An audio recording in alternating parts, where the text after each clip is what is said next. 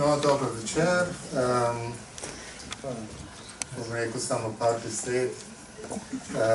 V imenu društva Humanitas in društva Fokus rad bi se zahvalil Francoskem inštitutu za finančno podporo izdaja knjige in tudi tega dogodka.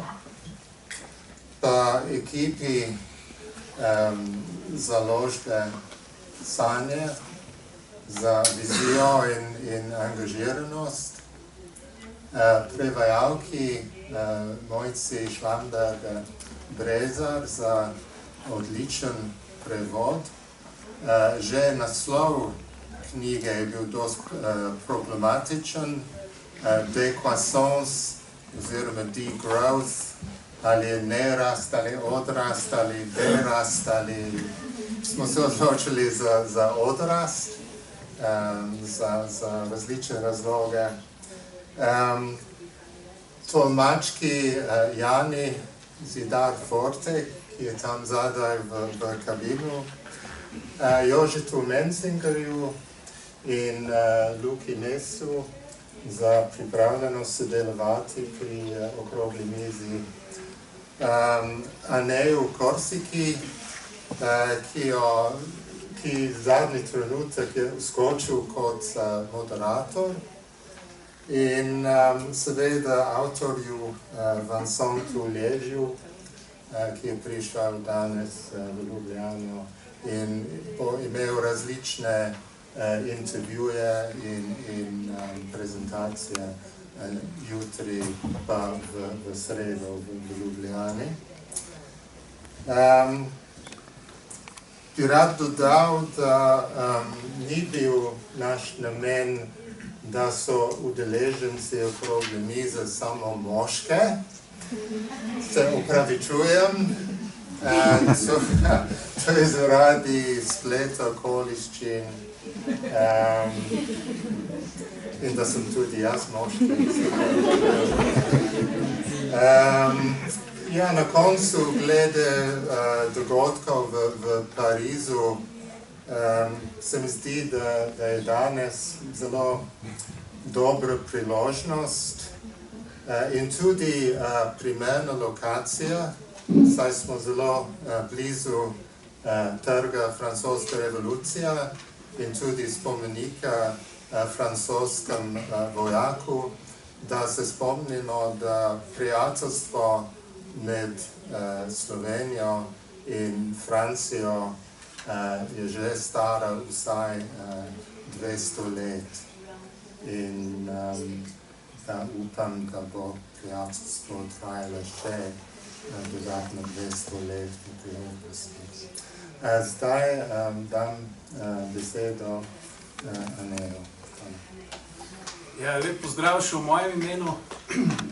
Najlepša hvala za tole čudovito predstavitev.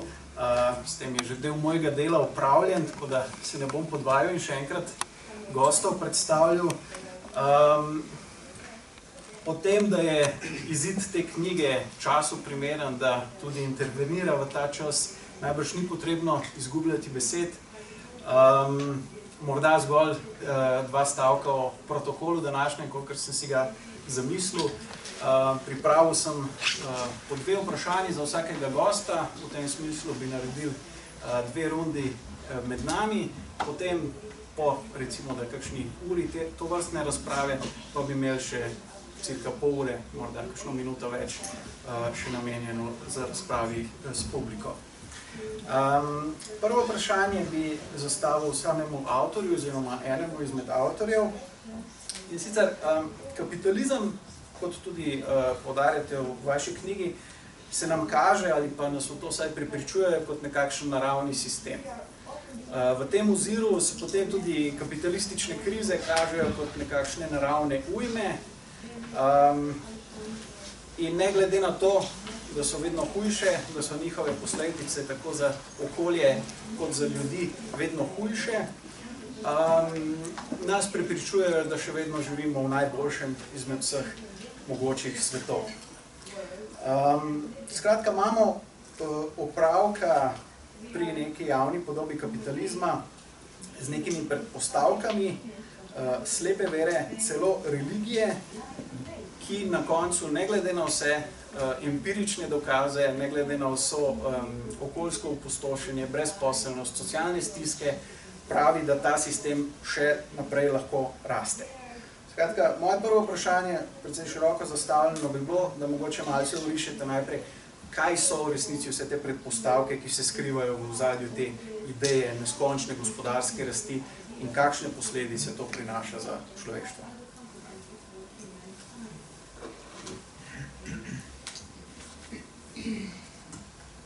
So hello everybody, thank you for starting with a very challenging question. I am very happy. So I am very pleased to be here tonight, and I would like first to thank everybody who participated to this very nice adventure to translate our book, and because it's not I'm not only writer of that book, and I really would like to also send my greetings to my co-writer who couldn't be here tonight, so Stefan, Isabelle and Christophe, because it was really a collective work. And also I would like to precise before answering this very challenging question that in this work we didn't invent so much, because we tried to make a synthesis of what we could experience in the French degrowth movement and also in a lot of other movements related to degrowth, and we tried to put it together and we tried to have a book, and I hope it will be successful also here in Slovenia, not only from profit, but the main goal was really to implement discussion. And I think I also would like to say a few words with what's happened last Friday in Paris. I think what's happened last Friday in Paris was not only attacked against France, it was attack against type of way of life, it was attack against multiculturalism, it was attack against a model of society when we live together, we respect each other, and we implement dialogue. And I think degrowth is really about that. I am personally emotionally touched with that attacks. And I hope that this book, and that's the reason why we wrote it, because what's happened in Paris is only one small barbarian attack among a lot of barbaria going on in our societies, in this capitalistic, so I start to answer to the question, in this capitalistic model of society. And I do hope that this book is not providing solutions, but is helping to implement dialogue, discussion, thinking, debates. Because I think more than ever, we really need to open our mind, we really need to turn to each other and to try to understand what we are facing, try to really understand deeply, radically from the roots, to provide the right solutions, and not only one solution, but the right solutions. There is not only one recipe, there are a lot of recipes which will be implemented on a different level and differently depending on the region and everything. So thank you for hosting me tonight, thank you for this great achievement to translate degrowth or décroissance into Slovenian. It's very difficult to translate a word which is already very complex and difficult in the language starting from, so it's already a part of the discussion. Thank you for the organizers of this discussion, and also thank you for the interpreter. I'm so sorry that I don't speak Slovenian, and I really invite the interpreter to stop me when I start to speak very quickly, because I know I make the effort to speak so quickly, but I know that when I start to be very enthusiastic about what I say, I can be very, very, very quick. So to answer your question, I think it's really in the heart of the degrowth thinking and question to criticize capitalism, but I would say not only capitalism. I would say also productivism. Then I could add a lot of other toxic words with ism, consumerism, the belief in technologies. So we speak about scientism in French, it's very difficult to translate into English. The belief in too much rationality. The belief in always more, which is about capitalism. It's already in the basic software of capitalism and everything. And what we tried to do with degrowth, décroissance, it was to have a provocative slogan, to implement discussion, debate, about something very simple, that we live on a planet, which is called the Earth, which have limited resources, we live on a finite world, and that now we are engaged in a model of society which is only around addiction to always more, to growth. Institutional, economic, political addiction to growth, but also cultural, social, psychological addiction to growth. And the question is how to identify, discuss what are these addiction to growth and how to get rid of this addiction to growth, and on which level, on which dynamics, how we can get rid of that addictions and implement transitions from a degrowth perspective, transition which will be serene, democratic, toward new models of society, constructed based on new principles, which are already here in our society, which have been in all the former societies. Conviviality, solidarity, autonomy, sustainability. And when I speak about new model of society, I don't speak about only one.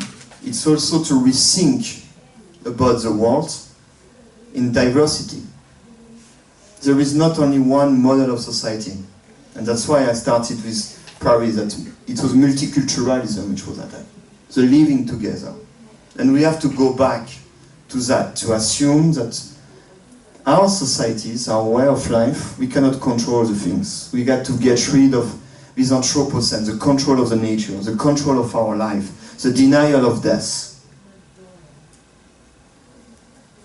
And what we try to do with our book, it's try to somehow identify the problem and also speak, present different solutions on different levels, from institutional, social, economic, from grassroots movements and everything, a strategy, a critical mass strategy, not oriented about taking the power, because if we take the power, we'll be taken by the power and everything, and how step by step we can deconstruct all the chains we are attached with in this model of society, all the barbaria which are going on all around the world,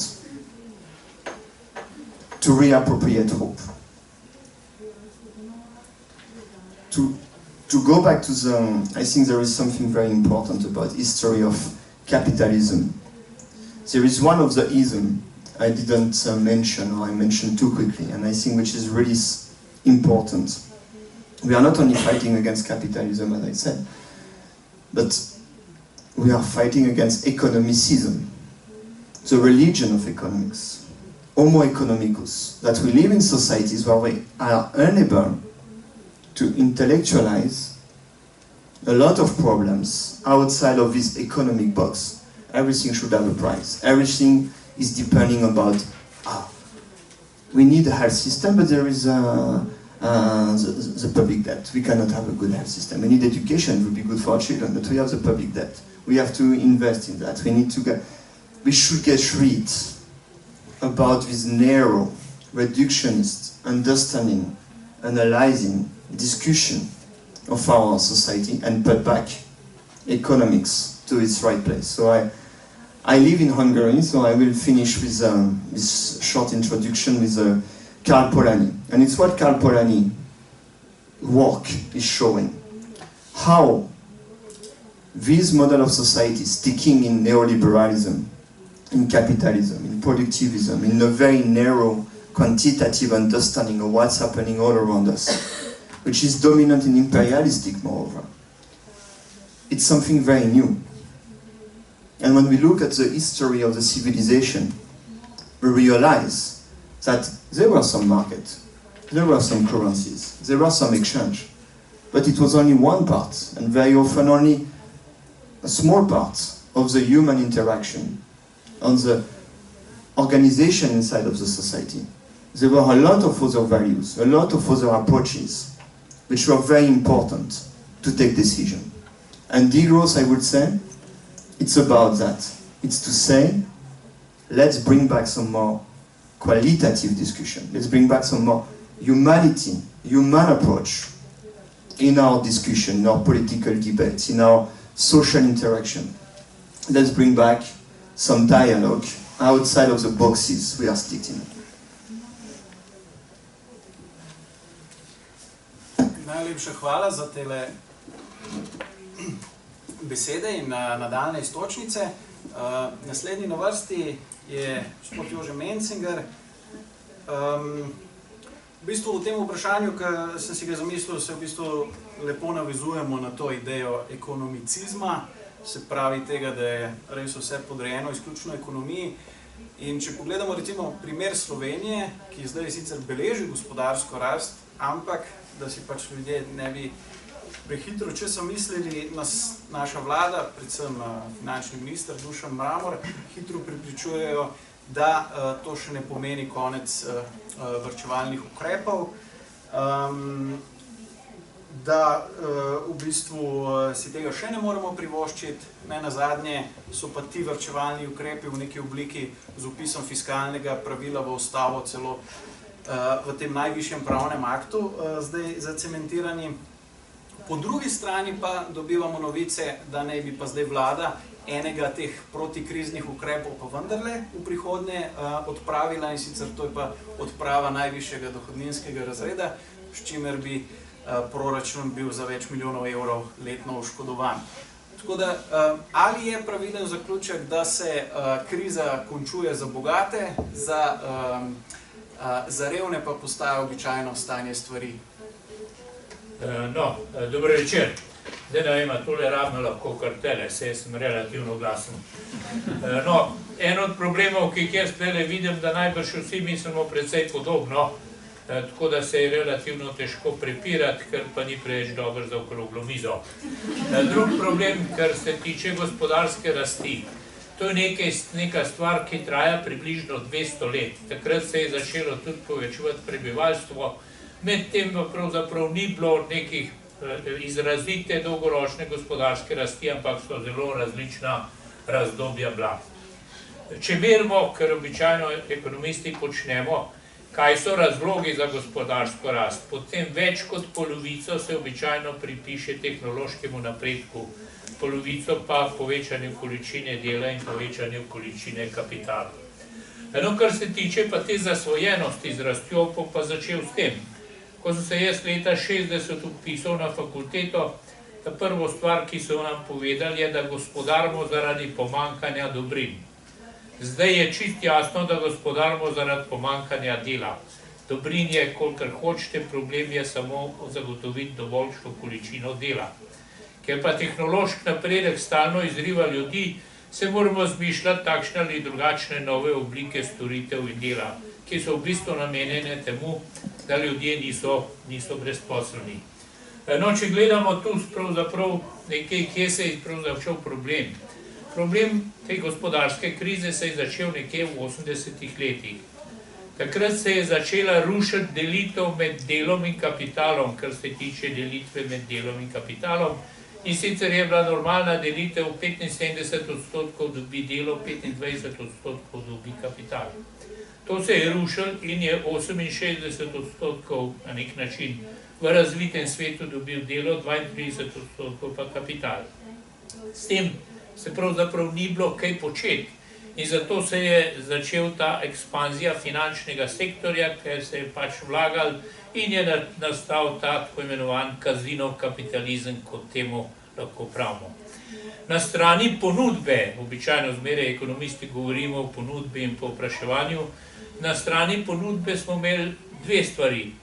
Ena je bila ta delitev, ki je šla na škodo deleža dela, ta druga stvar je bil tehnološki napredek in ta tretja stvar je bila seljenje produkcije v dežele, v katerih je bila tako imenovana delovna sila poceni. Na drugi strani smo pa zdaj imeli zmanjšano povpraševanje. To zmanjšanje povpraševanje se je pa ves čas financiralo s krediti in prišlo je do neke zasvojenosti s krediti, na katerega so marsikateri ekonomisti, recimo ameriški ekonomist Minsky, opozarjal že daleč naprej, da to pelje do krize. Več ali manj se je vedel, da bo do krize prišlo, samo ni se vedel na kakšen način. Če imamo zdaj mi situacijo, v katerem obseg proizvodne določa povpraševanje, potem je varčevanje v principu povsem napačna ideja. Varčevanje države ne moramo obravnavati na podoben način kot varčevanje družine. Poglejte, najbolj zadolžena država na svetu je Japonska. 200% je javni dolg na Japonskem, ampak na Japonskem to ni nikakršen problem.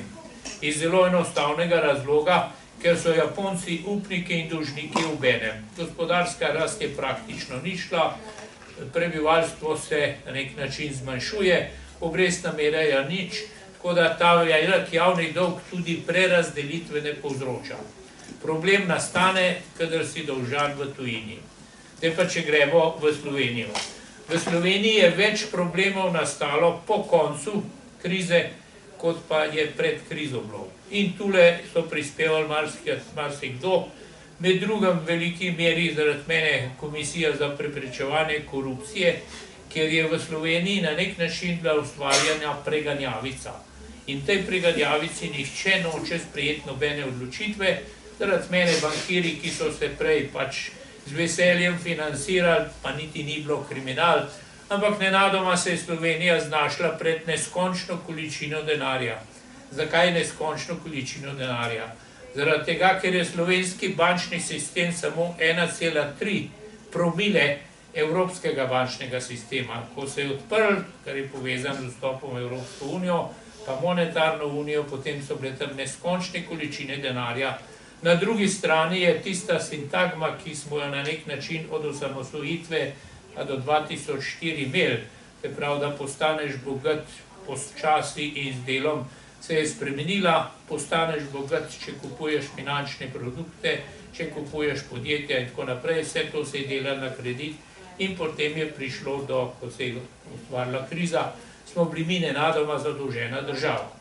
Problemi Slovenije izvirajo zelo kratkega razdobja med 2005 in 2008, to je neko razdobje hazardiranja. Kje ga to lahko vidimo? Zelo enostavno. Za neto zadolženost Slovenije, ne držim ne javnega sektorja, ampak neto zadolženost Slovenije, ker celote je bila konc leta 2005 nič evrov, konc leta 2008 je pa 10 milijard evrov. To je bila posledica tistega, da smo se vklopili v to igro hazardersko ali pa v kazino kapitalizem. Zdaj pa kaj vlada? Še zmeraj v Evropi je prevladala ideja, da je narobe nekaj z javnim sektorjem. Krize ni povzročil javni sektor. Če bi krizo povzročil javni sektor, potem bi največjo krizo morali imeti države, ker je delež javnega sektorja. Kar pa me ne pomeni državne porabe, ampak to pomeni prerazdelitev preko javnega sektorja, ker je ta delež velik, ne pa tam, ker je majhen. Kriza je večja, ker je delež javnega sektorja majhen. Se pravi, in mi smo seveda sprejeli to vero, da je pravzaprav treba varčevati. Kot sem že rekel, varčevanje družine ni isto kot varčevanje države. Tisto, kar se včasih zgleda, da je breme, je v resnici zaradi mene zelo velika korist. Nemčija ni postala močna, kot je zaradi reform na trgu dela. Postala je močna, ker je dobila breme vzhodno Nemčije. Tam se je povečalo povpraševanje in takrat je nastala gospodarska aktivnost. Zato je ideja, da boš z varčevanjem prišel iz krize, povsem zgrešena. Ta bi bila dobra, če bi imeli problem omejitve na strani ponudbe, je pa povsem zgrešena, ker imamo omejitve na strani povpraševanja. Ker če jaz ne zapravim enega evra, potem ga nekdo drug ne dobi in ga ta ne more zapraviti. Se pravi, to je osnova povsem zgrešena ekonomske politike Slovenije.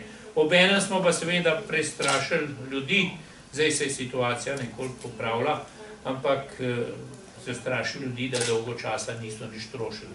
Zdaj se je popravila, lahko rekel, jaz kljub ekonomski politiki, ki peljala drugače, ker so se ljudje postopoma prilagodili in če govorimo o krizi, jasno, kriza se bo spet ponovila, ali pa lahko rekli, iz krize bomo prišli, takrat se bomo na njo navadili. In zdaj smo se deloma na to že navadili, postala je kakor toliko sestavni del življenja in najbrž bomo spet šli v krizo, ker se gradi spet nov balon, finančni balon, ki je tele narave. Evropska centralna banka vsak mesec da v obtok 60 milijard primarnega denarja. Iz tega ne bi nastal normalen denar, pa krediti. Teh 60 milijard tega denarja primarnega, to je denar centralne banke, nikamor ne prihaja v proizvodno. Ostaja v bankah in gre na kapitalske trge in se spet nabira nov balon, ki bo spet v priliki počel. Toliko tem zaenkrat najbolj že preveč. Odlično, najlepša hvala. Naš tretji sogovorec Luka Mesec, tebe bi vprašal, če mogoče zdaj iz situacije v Sloveniji preidemo malce bolj na horizont Evropske unije. Gospod Mencinger je že nekaj govoril o temu, ampak vendarle. Evropska unija se rada postavlja s to dediščino humanizma, razsvetljenskih idealov.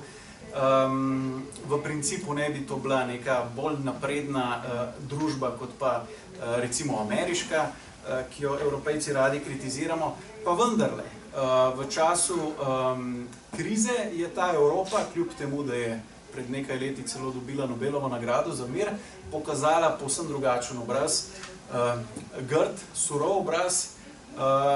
To ni bil obraz neke solidarnosti, ampak prav nasprotno. Ta unija je pač terjala od svojih najšibkejših členov naravnost drakonske varčevalne ukrepe in letošnji primer Sirize pač kaže, kako neizprosna je, ko se nekdo tukaj poskuša zoperstaviti. Skratka, če bi lahko o tem malo spregovoril. Ja, hvala za vprašanje, pa seveda hvala vsem za vabilo in vam, da ste prišli v okvirki številki. Zdaj najprej glede Nobelove nagrade. To bom rekel, da je bolj vprašanje za tiste, ki podeljujejo Nobelove nagrade kot za Evropsko unijo samo, ker stvar postaja čedalje bolj bizarna. Letos smo celo prišli, mislim, da pred enim mesecem ali dvema, do situacije, ko je en Nobelov nagrajenec, govorim o Baracku Obami, bombardiral drugega Nobelovega nagrajenca, zdravnike brez meja v Afganistanu. Tako da to je nekako pač postala resnica današnjega sveta. Evropska unija pa v tem oziru ni nič drugačna. Mislim, je pač naslednica svoje kolonialne dediščine, ki jo zdaj mogoče pač izvaja na nek mal bolj perfiden način, ampak vseeno, mislim, kot na dlani pač vidimo že samo ti begunci, ki prihajajo, nas opominjajo na to, kako hudo je Evropa doprinesla v neki bližnji regiji, do kakšnih hudih posledic pač njene dolgoletne politike, najprej ekonomskega izčrpavanja, pač poskusov politične nadvlade, na koncu pa pač pomoči pri vojaških intervencijah, kam to pripelje in seveda absurdno, da taka inštitucija dobiva kakršnekoli nagrade za mir. Zdaj, glede narave Evropske unije, mislim, da smo se lahko precej o njej naučili v tej grški epopeji, ki jo je Janej opisal ravno kar sam. Takrat mislim, da smo imeli priložnost pol leta v živo gledati v drobovje Evropske unije, kako se pač v tej organizaciji odloča in takrat so praktično padle vse maske iz te inštitucije, tudi kar se tiče urejanja notranjih odnosov. Namreč, če je do zdaj še vseeno pač veljala neka fama, da tukaj gre za demokratično inštitucijo, vsaj na tej ravni, da so članice kolikor toliko enakopravne in se lahko med sabo pač na nek normalen način pogovarjajo, smo videli, da ko ena članica predlaga mogoče malo neortodoksne pač ukrepe za razrešitev res hude krize, ki je v njej nastala, ne samo zaradi politik te članice, ampak predvsem zaradi okolja Evropske unije, več o tem je že prej Jože povedal, takrat je popolnoma potisnjena v kot, takrat pač ne velja več noben argument, takrat velja samo še gola moč. In tukaj se je pokazalo, pač, kdo ima glavno besedo v Evropi, tukaj se je pokazalo, kdo pač diktira in tukaj se je pokazalo, kakšna je recimo usoda majhnih in zdaj prezadolženih držav v tej organizaciji. In ta usoda je daleč od tega, da bi bila dobra, kar deloma problematizira tudi ta knjiga. Zdaj pa mogoče, če grem naprej v bizarnosti. Kar Evropska unija zahteva od držav, ki so se znašle v krizi, predvsem na njenem jugu, je v resnici neka vrsta od rasti. Grčija je v resnici izgubila 25% svojega BDP-ja v zadnjih letih zaradi varčevalnih ukrepov, ampak seveda tukaj ne gre za tako odrast, o kakršni govori ta knjiga, tukaj gre za odrast ravno na obraten način. Se pravi, če ta knjiga govori, da bi se mogli vprašati o konceptu odrasti kot o blaginji brez rasti, se pravi, da naša blaginja, naša socialna država, naš javni sektor, naše zdravstvo, naše šolstvo in pač neko normalno življenje ne bi bili več pogojeni s tem imperativom, ne vem, 3% rasti ali pa pač moramo varčevati. Če se o tem sprašuje ta knjiga, je v bistvu situacija, ki jo Evropska unija izvaja na svoji periferiji, ravno obratna. Tukaj govorimo o v bistvu uničevanju celih proporcev gospodarstva z dvema namenoma. Eno je, da v bistvu te politike uničujejo manj rentabilne ali pa nerentabilne dele gospodarstva. Drugo je, da se nižajo stroški delovne sile, se pravi, pač, da se pritiska plače navzdol, s tem, da se viša brezposelnost.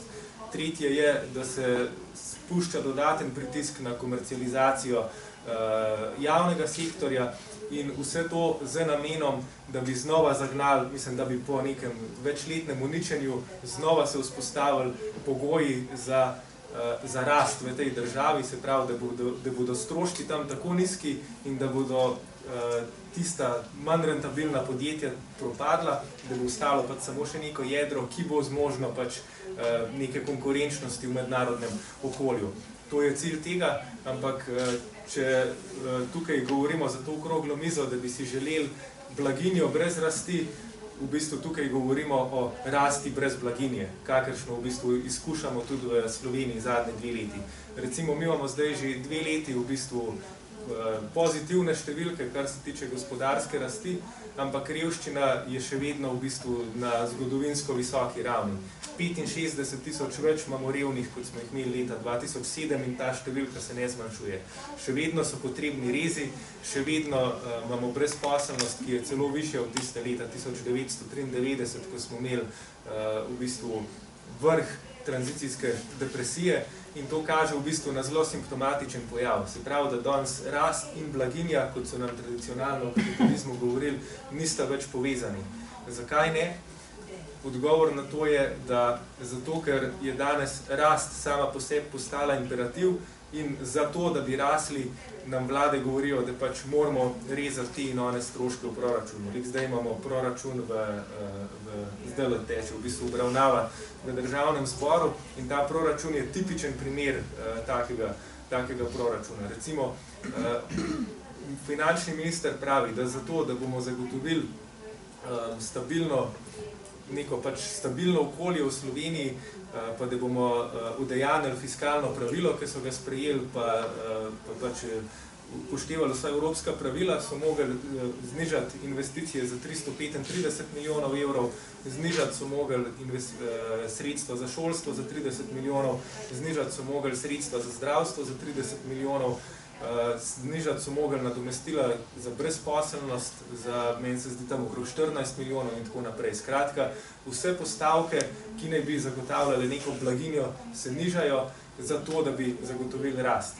In jaz se močno strinjam v bistvu z duhom te knjige, ki v bistvu postavlja ravno obraten imperativ. Se pravi, vprašamo se najprej v blaginji, rast naj postane sekundarna. Je pa ključno vprašanje, kako bomo do tega prišli. Zdaj, knjiga se lahko v bistvu bere kot neke vrste priročnik za to. In mislim, da ima številne zanimive ideje.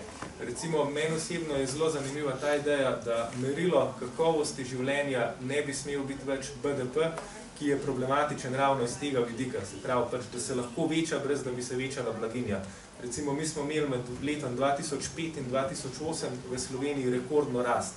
Leta 2008 je dosegala 7%. Ampak kaj je pomenila ta rast? Ta rast je bila enostavno to, da se je finančni kapital zlival v nepremičninski sektor in so se gradili pač bloki, objekti v pač nekih okoljih, kjer so dosegali visoke cene, danes so pa prazni. Danes so pač v lasti slabe banke, na 10 tisoč stanovanj je praznih. Se pravi, pač s tem se ni ustvarila nova blaginja, s tem se pač ustvaril pač nek nepotreben kapital, ki zdaj pač leži v bilancah nekih bank. oziroma pač to, kar je Jože prej govoril, v finančnem sektorju pač prihaja do tega, da kapital oplaja samega sebe in to spet nima pač nobenega učinka na kakovost življenja, ima pa učinke na BDP. In to je v bistvu pač prva stvar, prva dogma, no, ki bi jo po mojem mogli načeti, je to, da bi se vprašali o potencialnih drugih kazalcih blaginje. Eni v svetu že obstajajo in so uveljavljeni, recimo indeks človekovega razvoja, ki je kombinacija v bistvu BDP-ja, dostopnosti do šolstva, zdravstva in tako naprej. In tukaj Slovenija v resnici kotira precej visoko. Smo na 25. mestu pred vsemi vzhodnoevropskimi in južnoevropskimi državami, celo pred Italijo in Francijo. Ampak jaz bi šel osebno rajš še dlje od tega in dejansko mi je zanimiva ta pobuda, ki je tukaj noter o indeksu. Sam da poiščem. Skratka, tukaj noter je pobuda, zdaj ne bom najdel, za indeks, ki v bistvu bi pa kombiniral vse, se pravi, tako socialne, ekološke, enakostne in tako naprej vidike, zato da bi dejansko pač dobili nek, recimo, opredeljevalec kakovosti življenja. In mislim, da bi bila pač neka nujna naloga, recimo, radikalne politike, da začne delati na tem, hkrati pa, potem bom pa mogoče pa več kasneje v drugem vprašanju, so pa zelo, mislim, mi je pa všeč ta dekomodifikacijski duh tega manifesta, ki gre v to smer. Recimo, če smo imeli pred leti razpravo o univerzalnem temeljnem dohodku, ki naj bi bil v bistvu recimo pač to, da vsak državljan dobi 600 evrov, zato da lahko preživi, ampak tak dohodek bi verjetno šel v nasprotje z klasično socialno državo. Se pravi, da bi lahko zbrali teh 600 evrov na prebivalca, bi se mogli odreči, ne vem, vsaj delu pokojninskega zavarovanja, delu sociale, tako naprej. Hkrati je pa zelo komodifikacijski, se pravi, pač ti dobiš denar kot potrošno, mislim, kot kupno moč in potem kupuješ pač razne dobrine. Medtem ko ta knjiga zastavi stvar drugače, ko govori o brezpogojni podpori za neodvisnost in je bistveno bolj napredna.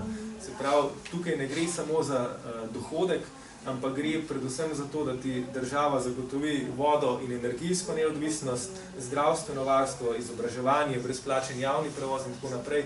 Skratka, da ti, brez da bi imel dohodek, pač zagotovi nek minimum dobrin, z katerimi pač razpolagaš in si na ta način potem v bistvu te dobrine pač niso več tržno blago, ki se prodajajo, ampak pač so nek minimum, ki ti ga družba zagotavlja in s tem v bistvu zrelativiziramo, no, pač, oziroma gremo v drugo smer, kot nas zdaj pelje kapitalizem. Se pravi, od poblagovljena vsega v to, da začnemo dekomodificirati družbene odnose.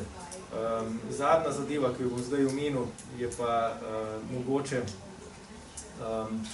tole mi je zanimivo, da v duhu pač ekološke krize, ki je najverjetnejša že za časa naših življenj, je zelo smiselno razmišljati o omejitvah, kot jih predlaga knjiga, se pravi, da bi recimo elektriko, vodo in tako naprej plačevali progresivno. Se pravi, da več, ko porabiš, pač višja bo cena. Prvih 10 kilovatov za 100, te govorim na pamet, ne vem, koliko človek porabi, naslednjih 100 pač po tej ceni, naslednjih 100 pa pač po višji ceni in tako naprej. Se pravi, da te s tem sistemsko pač v bistvu prisilijo v to, da pač postanemo kot družba varčni in da pač se začnemo zavedati, da imamo planet samo en in da verjetno ne bomo v doglednem času našli novega primernega za življenje, še manj pa izumeli načina potovanja do tja. Luka, najlepša hvala za izčrpen odgovor. V tej prvi rundi, v prvem dejanju smo poskušali malce bolj generalno orisati situacijo, v drugem pa bomo poskušali že malo bolj konkretno zgrabiti zadeve, temu pa kot rečeno potem še sledi splošna razprava. Luka je že omenil enega izmed zanimivih konceptov, ki se v tej knjigi pojavljajo, in sicer brezpogojna podpora za neodvisnost, se pravi BNP namesto BDP. Potem imamo pa notri še najvišji sprejemljivi dohodek in pa brezpogojni eksistenčni dohodek. Zgolj kot določene vabe, da res vse uspodbudimo k branju te čudovite knjige, ki je polna ne samo lucidnih in pa prodornih jedrnatih analiz, ampak v bistvu v drugem delu ponuja ne izgotovljene rešitve, ne recepte, ampak v bistvu izhodišča, nekakšne idejne inkubatorje za razvoj nadaljnih idej, pri temu pa tudi se opira na že obstoječe prakse, na stvari, ki se v svetu že dogajajo. In kot izhodišče k temu, da bi mogoče nekaj od teh praks omenili, se mi zdi v bistvu zelo posrečen tale citat Thomasa Paina, izrečen v bistvu 3 leta po francoski revoluciji, in sicer se glasi takole: brez osnovnih sredstev novi državljan ne more polno živeti republikanskih načel svobode, enakosti in bratstva. Izvolite.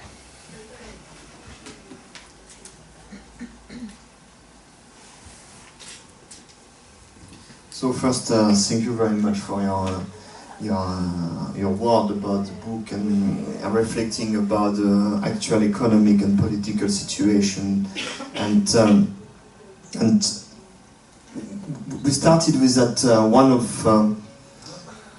we started two main approaches when we started to think about this unconditional autonomy allowance. The first one was that we think that the transition is already underway. When we started to think about that we are only deconstructing this model of society, all the beliefs around, we realize that we do it, but we are also involved, including the co-writers of this book, with very interesting dynamics. Even it's very minority people around the world. We are involved in a lot of local initiatives when we already start to experiment new ways of life, which could be like, I like very much what you said, incubator of new worlds. And it's already working very well. These projects are very interesting for a lot of reasons. Sustainable, it's quite effective. We can produce food which is healthy, with respecting the soil. You know, also respecting the people involved in the project, with decent salaries, with also emancipatory activities, and not only this type of work when you think that you're just an employee, you work 8 hours and you get a salary, you go home and everything, but inclusive type of dynamics around meaningful, reappropriating meaningful activities. And also what I can observe everywhere I go when I visit or I meet with the people involved in such activities as the one I am involved as well in Budapest, I see a reappropriation also of enjoyment of life, of dialogue, and always with concern when we try to involve people from different social classes, try to involve projects with people who are in the city center and in rural areas and everything. And with this incubator, we already start to open this new path. And the question what we asked to ourselves is that we are quite happy in doing that. And why other people are not following us? Where are the blockades in this model of society? And we can find a lot of reasons. And I think there is one central reason about that, which was quite well presented before, that we are in societies dominated by a lot of fears, with austerity, economic fears. And I met a friend who is a journalist a few weeks ago, and journalist is far away from being the lower classes, the most tough situation for people here around. And the journalist visiting us, working for French TV, she first apologized that, I'm sorry, I cannot speak so much about what you do. I cannot speak so much about degrowth, even if I personally think that what you do is very meaningful, interesting, challenging, to provide meaningful answers for the challenges what we have. And I cannot do it, mostly because I don't have time. I work in a way that I get a lot of stress, a lot of pressure. I should always produce more with less time. I cannot do what should be the basic of my journalistic work. And after she said, I dream about living like all of you, have type of reappropriation of my free time to work on meaningful journalistic projects, and also to be involved in projects when I go to produce food as well. I want to work also with my hands. I want to be involved in different type of activities, intellectual, manual, and everything. And she kept going. And she said, yeah, but I have to admit something. Even if I am not so much happy with my work, I have some protection. I know what the conditions of my young colleagues, journalists, work with a lot of precarity, with short-term contracts. So I am quite well, even if I cannot do what I want to do. Sometimes I can do a bit more and everything. But today I can travel and visit you and everything. And I think we should think about that. All this fear. And for the lower classes, it's even more violent. They are afraid of losing their job, not be able to reimburse their loan. If you don't pay back your loan, you're expelled from your house. You lose everything. And we live in society, which is also something very unique with civilization, where if you look at the history of civilization, all the tradition, all the social dynamics were organized in a way that the future generation were protected. Here we have the future generation and even ourselves, where we keep living in fear. And it's even more paradoxal that on one hand we've never been materially so rich, and moreover our way of life, even the poorer people in our societies, including in Slovenia, have a way of life which is unsustainable. And that's where we should really quit the software, which are dominating us.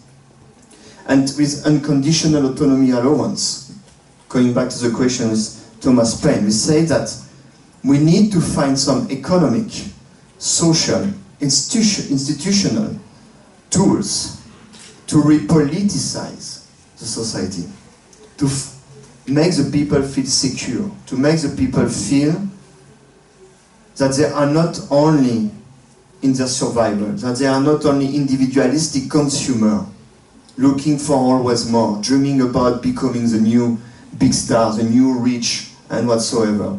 But we have to think about tools which could help to make the people find some space, step by step, to reappropriate the meaning they want to give to their life and be active in the transformation of the society. And there are different open doors, and I think what we suggest in the book is quite interesting, because there is not only one open door and it works like that. It's not only one top door. We have the right recipe, we take the power, even with a revolution or election, and we impose it and we win. I think it doesn't work like that. History taught violently to us how barbarian it could end up. But we don't exclude this type of top-down tools. But we think that we need also grassroots movements, and to allow them not to get more and more money, not to get more and more redistribution, but reappropriate commons, tools, new ways of life, and also their imaginary. Where, for example, our imaginaries are dominated by advertisement, second biggest budget in the world. And I would say that our book is not so much about tools, but more about the cultural transformation of the society. Because I also believe that most of the blockades are in institutional, economic, political, symbolic blockades, but also because we accept them. And we have to help the people who couldn't make a step aside to do it, and the people for whom it's even more difficult to play with different tools to go ahead.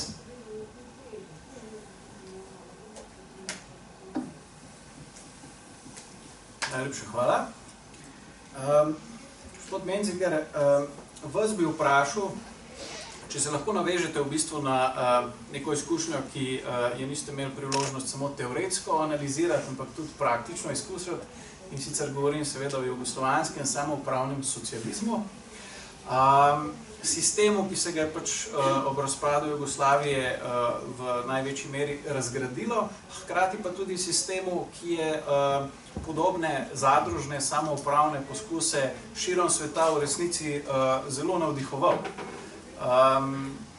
Tako da z vašega stališča me zanima, v kakšni meri vidite to vrstno izkušnjo kot neko sredstvo grajenja bolj solidarnih, vzdržnih odnosov in razvoja današnje družbe.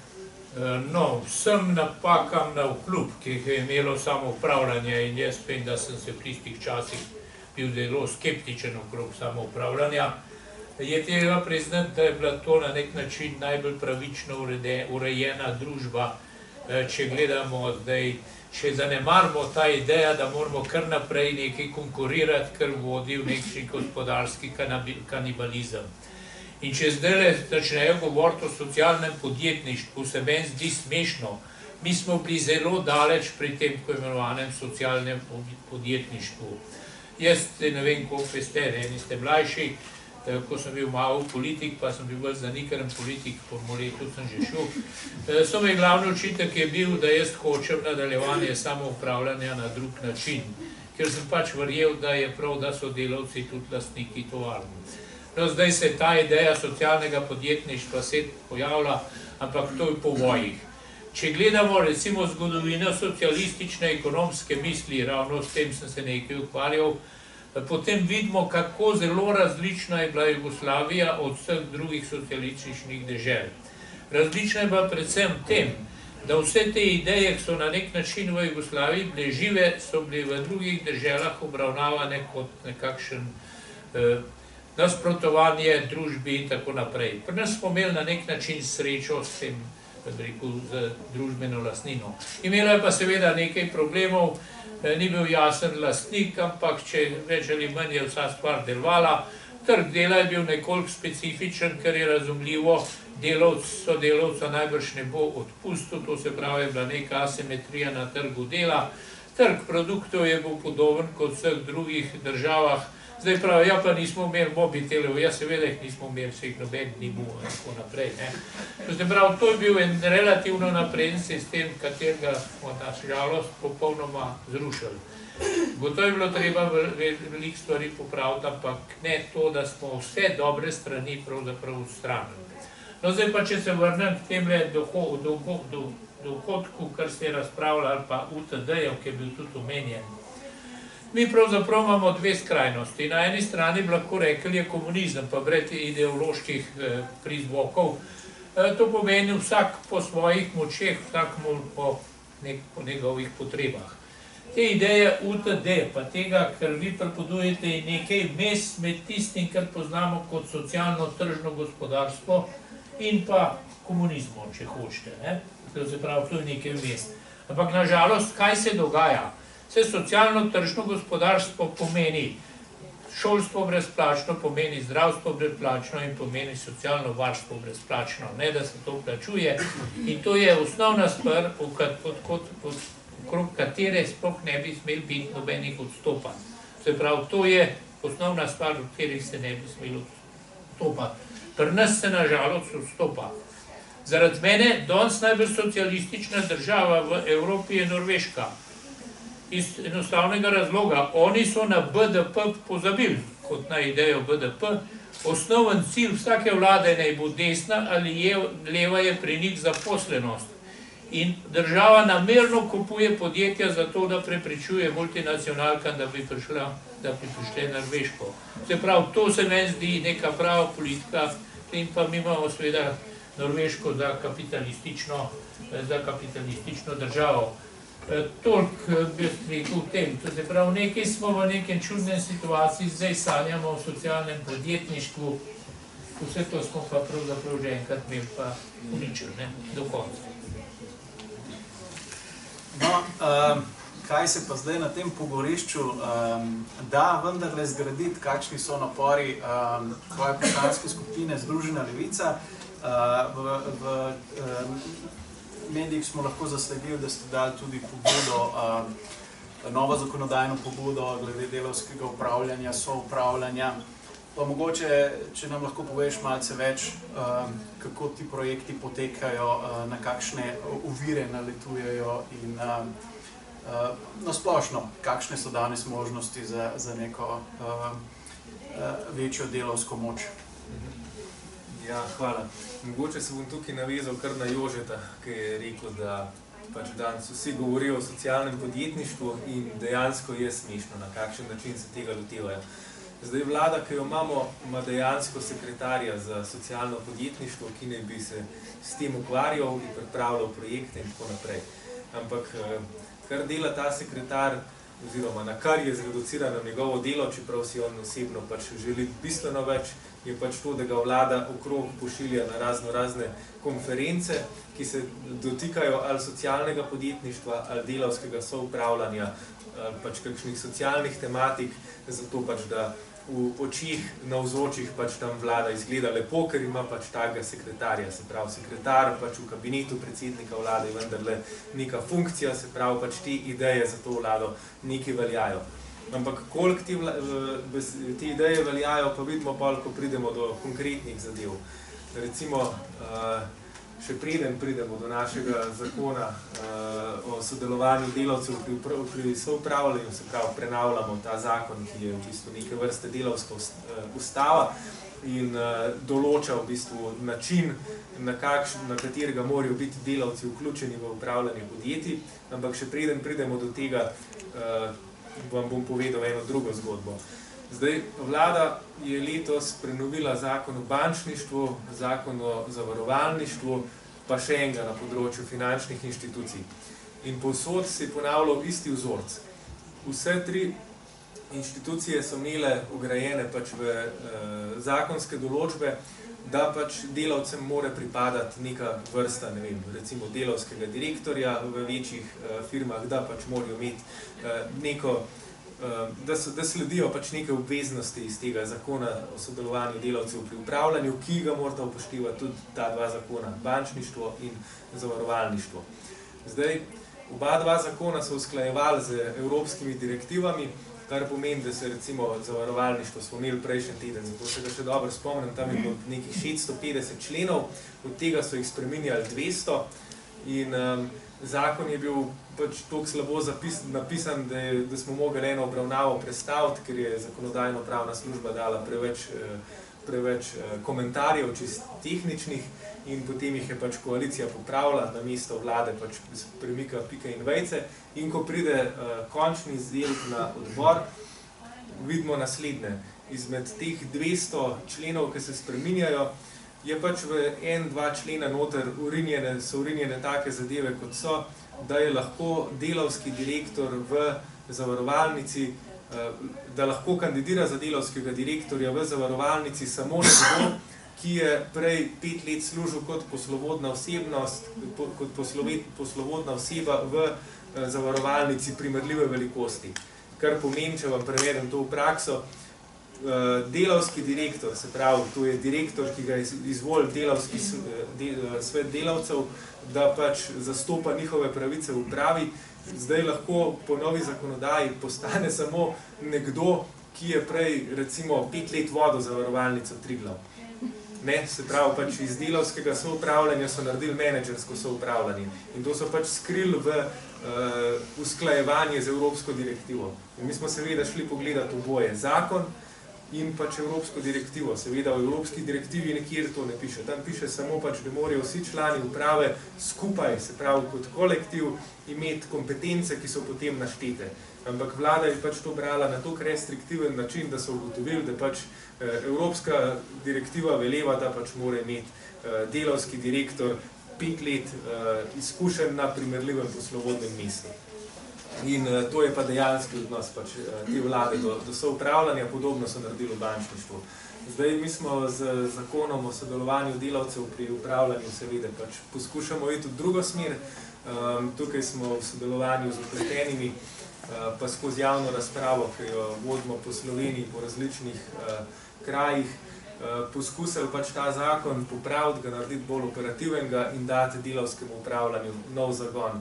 Tukaj pač imamo tudi recimo naklonjenega tega sekretarja v kabinetu predsednika vlade, ampak nekako na podlagi preteklih izkušenj že vnaprej vidim, kako bo, ko se bomo začeli pač pa zares o tem z njimi pogovarjati. Ampak nič ne de, mi bomo pač to vseeno poskušali pač si izboriti največ. ker mislim, da ključna naloga tukaj je, da začnemo spreminjati razmerja moči v družbi in da začnemo redefinirati družbene cilje. Če se tukaj mogoče malo vrnem na prejšnjo razpravo, oziroma na Jožeta, ki je govoril relativni, kar na prejšnjo razpravo, glede indeksa, zakaj, to sem prej pozabil povedati, zakaj se mi zdi bistveno, da bi recimo izumeli pač nek nov indeks, s katerim bi merili kakovost življenja. Jaz mislim, da zato, ker bi s tem v bistvu postavili radikalno drugačen družbeni cilj. Se pravi, če je zdaj družbeni cilj vsako leto višja gospodarska rast, zato pa rabimo pač biti bolj konkurenčni, zato rabimo biti bolj rentabilni, zato rabimo manj delavskih pravic, zato je treba bolj komercializirati javni sektor in tako naprej. Se pravi, to je zdaj pač vse recimo deloma realna, deloma pa ideološka posledica tega, da hočemo višji BDP. Če bi pa rekli, hočemo nek višji indeks človekovega razvoja, rečemo, lahko kak drugač, ki pa pomeni, da morajo imeti vsi dostop do šolstva, da morajo imeti vsi dostop do javnega prevoza, da morajo imeti vsi zagotovljen pač nek recimo eksistenčni minimum dobrin, da pač, družba mora zmanjševati onesnaževanje za toliko in toliko, potem bi bili pa to naenkrat cilji, in bi pač v bistvu uspešnost ali neuspešnost vlade pač lahko začeli meriti s tem indeksom. Seveda nisem utopičen, vem, da ne bo to šlo čez noč, pač seveda imamo tukaj čist realne omejitve kapitalizma kot svetovnega sistema, ampak vendarle, pač nekje treba začeti in mislim, da na recimo čist ideološki ravni bi bila taka pobuda zelo dobrodošla, pač da si postavimo za cilje to, da bomo imeli vsi dostop do šolstva, vsi dostop do zdravstva, da pač bomo lahko vsi kvalitetno živeli in da ne bomo pri tem pojedali planeta, na katerem smo. Najlepša hvala vsem trem za izčrpne odgovore, ki ne dvomim so ponudili bogate iztočnice za nadaljnjo razpravo in brez odlašanja bi na tej točki dal besedo vam, publika. Tako da z dvigom rok nakažete interes za postavitev vprašanja ali komentarja. Mislim, da gospod Nemcing, da bi hotel nekaj povedati. Aha, se vprašujem. No, jaz samo dve pripombe in sicer eno na to merjenje BDP. Tu se včasih prav smešne stvari pojavljajo, pa postane, ja, sej pa rast ne bo samo 0,5%, pa bo 0,7%. To je popolna neumnost. Kdor ve, kako težko je zmeriti BDP, potem ve, da so takšne številke popolnoma odveč. To je bila ena stvar, to se pravi, kar se tiče merjenja. Seveda sem jaz tudi za neko drugačno merjenje, ali se to da narediti in kaj je v družbi mogoče. Jaz bi rekel, v družbi je ekonomsko praktično vse mogoče. UTD je ekonomsko mogoč, je pa politično nesprejemljiv, ker ga politično ne bojo hoteli sprejeti kot idejo. To je ena stvar. Poglejte, zdaj se razpravlja o tem, koliko stanejo begunci Evrope. Če pride 3 milijone beguncev v Evropo, pa če Evropa vsak mesec vsakmu da 400 evrov, potem je strošek Evrope 1,28 tisočink evropskega BDP-ja. Se pravi, vse pa razpravlja o takšnih stvarih, ki so ekonomsko popolnoma nesmiselne. V resnici pa koristijo, tudi pri nas pravimo, ja, vsak begunc, ki gre preko Slovenije, stane 40 evrov. Ampak ne, se ta denar dobijo policisti, tisti, ki postavljajo šotore in tako naprej. In to povečuje, če hočete, gospodarsko rast, ne, pa zmanjšuje. Povečuje blagunjo, poje pa tisti prbit begunc, ki gre čez Slovenijo za 4 evre. Hrane, 44 ne bi pa stal. Ampak ekonomija se zelo zlorablja v takšne ali drugačne nesmisle. Napovedovanje je pa povsem zgrešeno. Konc leta 2008 so vse svetovne napovedovalne inštitucije, 18 takih slavnih inštitutov, za leto 2009 napovedovale gospodarsko rast. Pa je bil pa padec 7%. Se pravi, v resnici nič ne vemo, kaj se bo zgodilo, vse tiste številke, ki jih imamo, so pa na veliko pretiravanja. Torej, kdo bo prva? lahko sem hotela splošno, še nisem čisto razmislila, ampak Eva Maren, sončni lok. Hvala lepa. Bi hotela mogoče malo povprašati to okoli tega indeksa, ki je že kar dolgo časa na sceni pravzaprav. In seveda se mi zdi, da se vsi strinjamo, da je potreben en širši, vseobsegajoč indeks, ampak me zanima, kaj mislite, zakaj je še vedno nekako v marginali, no? Zakaj nekako nikjer v mainstream konferencah, kjerkoli se o tem pogovarjamo, še vedno pač ostaja to nekje UNDP, Human Development Report, ali kako že in še tu pa tam kje. Predvsem pa me to zanima, ko pravite, da bi lepo nekako od zgor navzdol postaviti en drug indeks. A ni mogoče to vezano na ljudi, kako doživljamo ta razvoj, ta naš napredek, to rast. Mogoče je težko nekako neki umetno postaviti en nov indeks, ki ga ljudje očitno še vedno ne doživljamo na ta način, ker vse prevedemo, vse naše bivanje v to, a boš imel večjo plačo, a boš lahko plačal to in ono in tretje. In tukaj bi mogoče samo še to rekla, da iz časov socializma, seveda, ki se ga tudi jaz še zelo dobro spomnim, in sem bila študentka in smo precej dobro študirali vse to. Je bilo takrat že veliko teh idej na vse zadnje, ali pa Kuba danes, če jo vzamemo, ima marsikaj od teh osnovnih stvari zagotovljenih, pa vendarle ena refleksija na to, zakaj tam ljudje vse niso srečni, ali pa zakaj smo dopustili, da se je nekako to zaključilo. In tudi zakaj je prišlo do tega kazino kapitalizma, kot ste ga opisali, kaj se takrat z delovskim razredom dogaja, da je lahko ta cena dela padla toliko zelo in kje so tukaj sindikati, no, tle se mi zdi ena tema malo za pogovor. Hvala.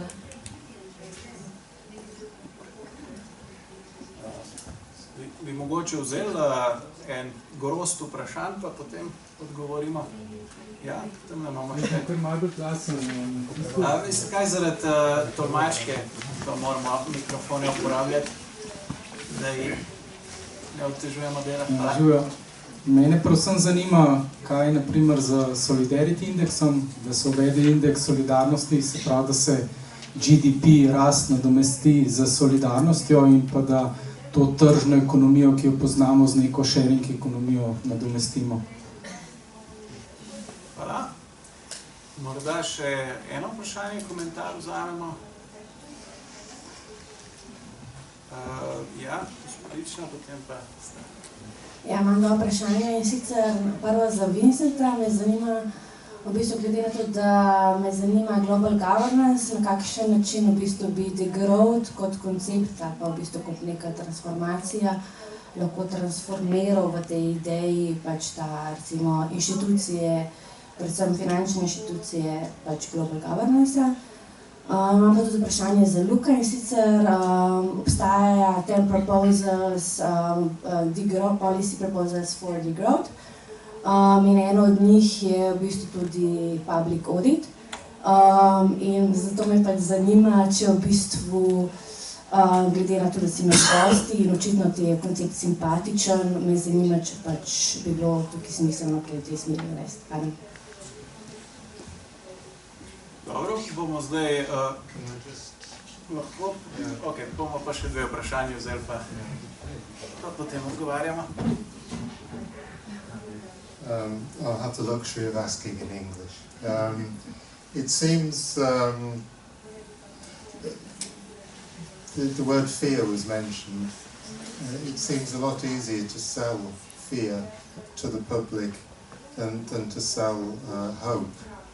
And I'd like to ask Vincent and the other panelists as well whether they think that in Europe, as it is currently organized, and also the way that the public seem to respond to politicians' attempts to basically cultivate a feeling of fear of the other, fear of outsiders, fear of refugees, and so on.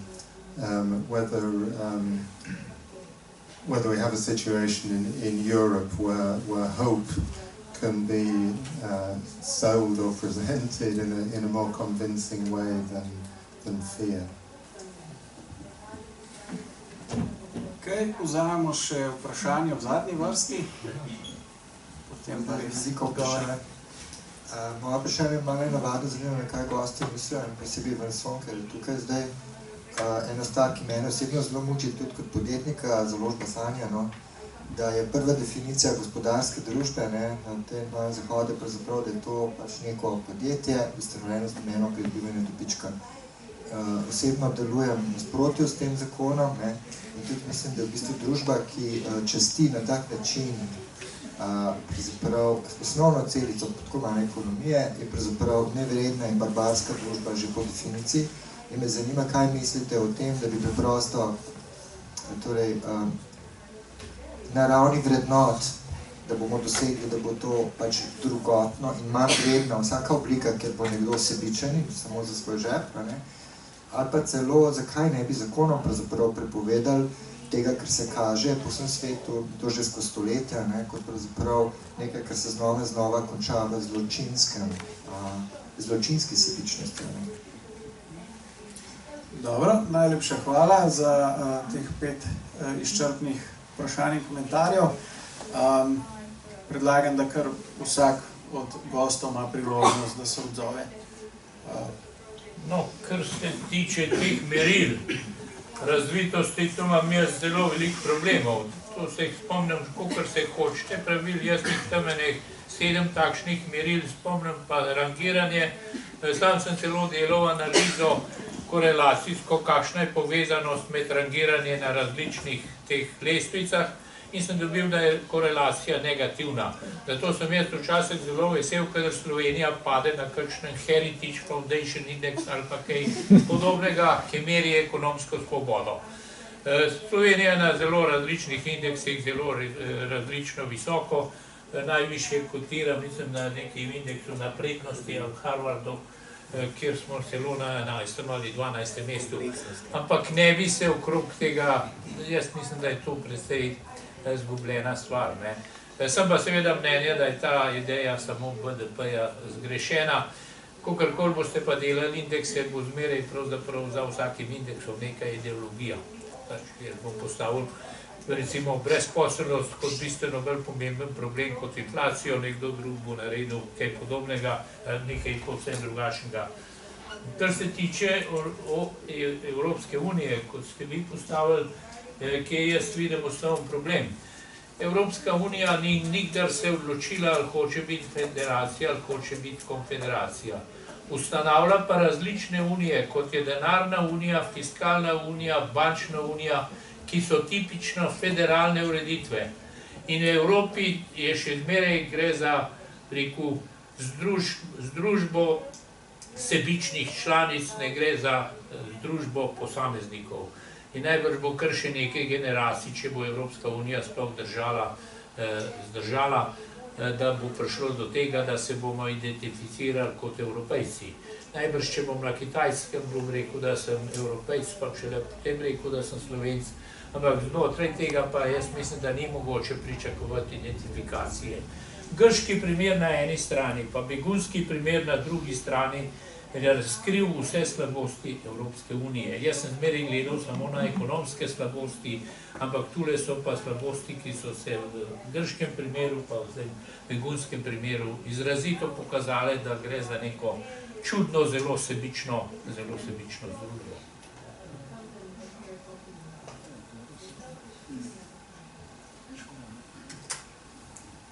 So there were a lot of very challenging questions, so I will try to be quick and I'll try to give a point on most of the questions.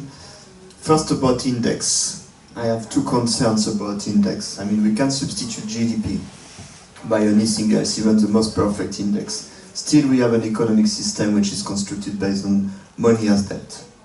As soon as we have money as debt economic system, we will be sticked in this economic system. We will be sticked in the same logic of profit and stuff like that. And my second concern about an index, that there is always a big danger of ideological imperialism behind an index. Because even the most perfect index is subjective. And happiness, well-being, it's something which is subjective. It's something which belongs to the people. So I go to the second point of what I wanted to say, and it was good to speak about self-management in Yugoslavia. I think there was very interesting thing which personally I was inspired reading about it. I didn't experience it myself and I was inspired. And I am now involved in what we call social entrepreneurship, which is an oxymoron or full of contradiction in the capitalistic system. But when we launch our local initiatives in Budapest, we agree that we don't want to make a loan, that we should do it in a way that we don't want money from the beginning. We should be creative to go in another way, because we don't want to be profit-oriented, and we want to keep somehow a sane soul inside the team. We want to keep a distance with all these toxic words and toxic values inside this model of society, dealing with profit, always more, and also turn with performance and everything. And degrowth is really also about questioning the sense of the limit, to get rid of hubris, to be humble, simple, and to say when we make a project, when we construct something together, whatever the results, already if we spend good time together, having good fun, having good exchange with each other, we already have a big achievement. Because what is life? Life, I think, is nothing more than to spend a good time together on Earth, and that's all, and we should stop. We should totally decolonize our imaginary, and we still have this pulsion, you know, we make something great sometime in our project, and after we start to argue with each other, it could have been better here, oh, maybe we could do that, and we didn't do it, and so on. But we should get rid of that. Let's be humble. Let's go step by step and everything. Question challenging fear. I would say now I live with very low income. I mean, I don't have any income, to be honest. And I don't have economic fear. And it's back to what Professor Latouche told me one time. When he was in Africa, in a village, and they wanted to translate to be poor in an African language. And they didn't find any words. And the only word they found, it was to be alone. And I think we are full of fears in this model of society, also because we feel alone. We have solidarities which are a bit like abstract, institutional, and deconstruct with austerity plans. But when you start to connect again with other people, you don't have any fear. And I am very well protected, so I have the chance to experience it myself and everything. I don't say that everybody can do what I do like that. But I think that we can open new paths, going ahead like that. About the other fear. After what's happened Friday evening in Paris, the slogan the day after, initiated by the civil disobedience movement in Paris, because it was illegal to have a demonstration gathering and stuff like that. The slogan was, "We are not afraid." We are not afraid. And it's not easy, because they were not afraid. They were on the Republic Square. There was a terrorist hit system which exploded. Everybody started to run away. So we are not afraid, but we are afraid, and we are right to be afraid, because the world is frightening. But we shouldn't be afraid somehow. We should always stand and try to don't be afraid, even if we have all the rational and right reason to be afraid, considering the situation. It's the same with the migrant issue. So what I said to my Hungarian friends who were watching TV who were afraid, I said, okay, come to me and go to meet them. And they were not afraid after. So it's really a question to bring back everything on a human level. On a human level. Which doesn't mean that those problems are solved. Which doesn't mean that we don't have big challenges in front of us. But we already make a step that we are back to human level. And it's maybe answering your question about institution. I would be happy to get rid of institution and to keep going with my fantastic, nice, small project where we keep shouting at each other and arguing and having a lot of good fun and all this great pleasure of self-management and everything. But we are stuck in this world. I didn't decide to grow up in this world. I didn't decide to have nuclear energy. I didn't decide to face climate change. I didn't decide to face a lot of refugees coming to me and everything. But I have a responsibility, and direct direct responsibility to what's happening here. And we have this big institution.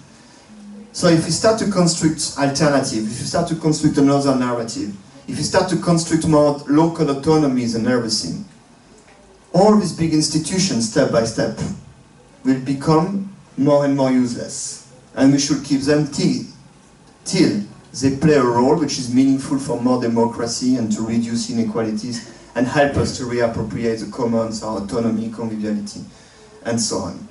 And there was one more point I wanted to say, but, it was maybe about the question in the back, but I forgot, so I will come back later on. Come back.